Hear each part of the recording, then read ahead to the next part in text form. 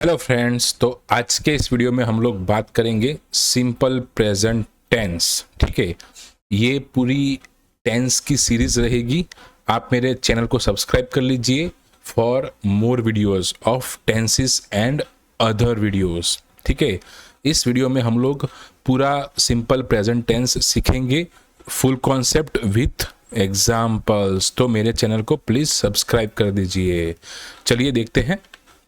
Simple present tense यानी वह काल जिसका प्रयोग हम रोजाना होने वाले कामों में करते हैं। देखते हैं example.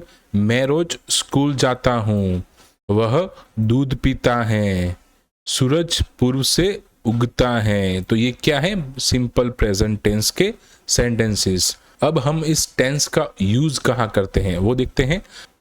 Habits, facts, universal truths के लिए हम लोग सिंपल प्रेजेंट टेंस का यूज करते हैं। ठीक है, अगर आप इस सेंटेंस में देखो तो मैं रोज स्कूल जाता हूं, तो ये क्या है? आपकी हैबिट है, मीन्स आपको जाना ही है। वह दूध पीता है, तो वो क्या? उसकी हैबिट है, तो वही उसके लिए भी हम लोगों ने सिंपल प्रेजेंट टेंस का यूज किया। और सूरज पूर्व से उगता है, तो ये क्या है? एक फैक्ट है कि भाई कि वो पूर्व से ही उगता है। ठीक है, नेक्स्ट देखते हैं बेसिक स्ट्रक्चर क्या है इसका। कि अगर सिंपल प्रेजेंट टेंस को आपको अगर जानना हो तो उसका स्ट्रक्चर क्या होगा, उसका जो सेंटेंस है उसका स्ट्रक्चर क्या होगा। तो subject plus verb plus object. अब ये तीन चीज क्या है वो समझते हैं डेप्थ में। सब्जेक्ट यानी काम करने वाला व्यक्ति या फिर वस्तु। देखते हैं example. I, you, we, they, he, she, it, या फिर कोई नाम, राम या फिर सीता। ये एग्जाम्पल है। ठीक है, उसके बाद है देखो ये सब्जेक्ट आ गया। ठीक है, अब क्या है? जो करता, ठीक है, वो सब्जेक्ट है। अब क्या है? वर्ब। वर्ब यानी V1।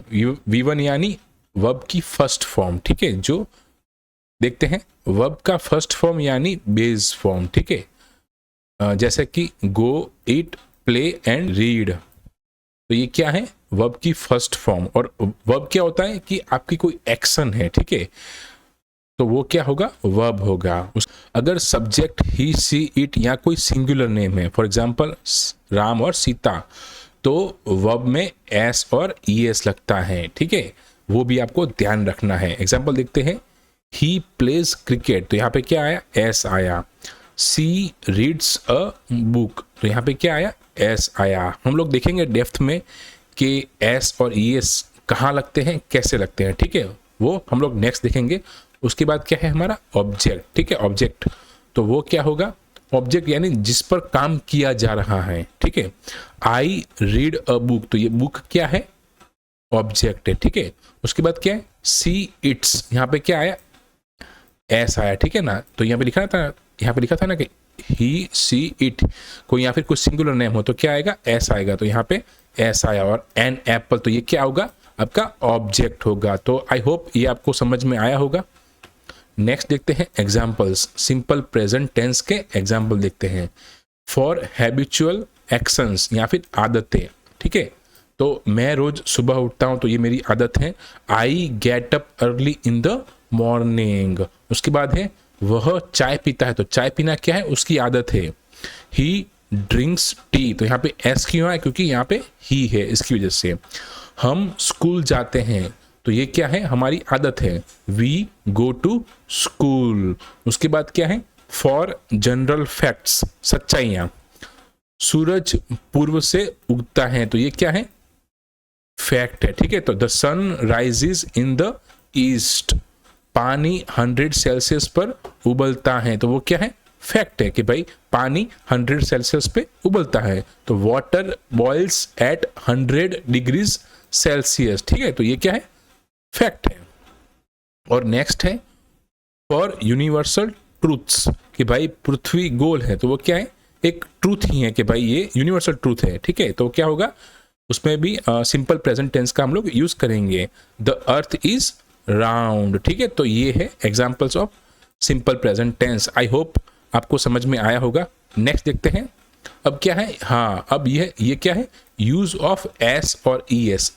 हम लोग एस और ई एस का यूज कैसे कर सकते हैं वो देखते हैं।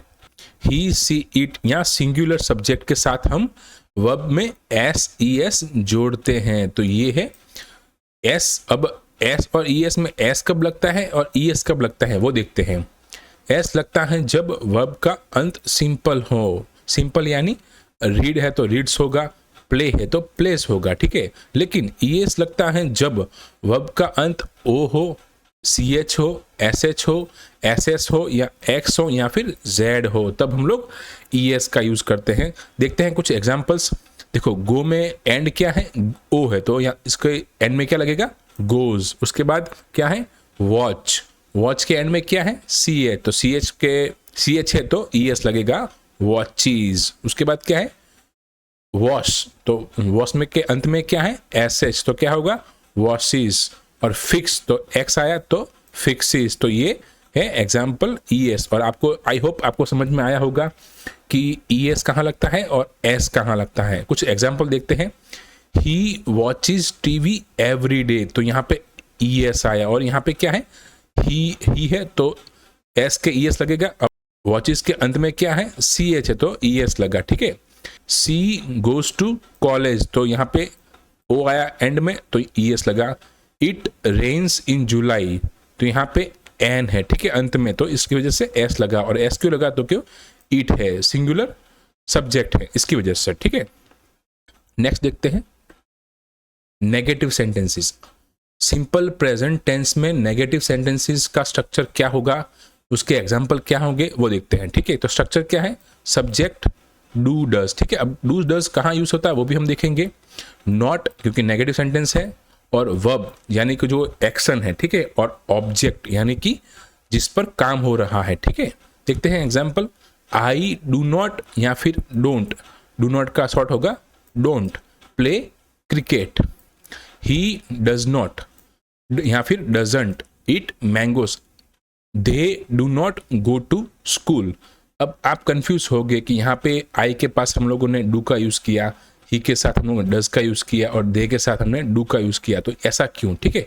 तो वो भी हम लोग कंफ्यूज दूर कर देते हैं, ठीक है। यहाँ पे देखते हैं डू का प्रयोग आई वी यू दे के साथ होता है, ठीक है, ये आपको ध्यान रखना है।